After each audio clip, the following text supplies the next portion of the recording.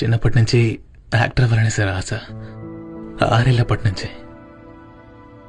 Engineering చదివిన చాలా మందికి ఎందుకు చదివామో తెలియదు కదా సార్. నాకు అలాంటిదే. నేను కాలేజీలో ఉన్నదానికంటే సినిమా ఆఫీసులో గుమ్మం దగ్గర ఉన్నదే ఎక్కువ. ఇప్పుడు కూడా బాంబేలో ఒక ముఖ్యమైన యాక్టింగ్ వర్క్షాప్ ఉంది. ఎలాగైనా అక్కడికి వెళ్ళి అన్నీ నేర్చుకుని ఏదో ఒకటి చేసి ఇవన్నీ మార్చేద్దాం అనుకున్నాను. కానీ ఇక్కడ నేర్చుకోవడానికి కూడా డబ్బు కావాల్సి వస్తుంది కదా సార్.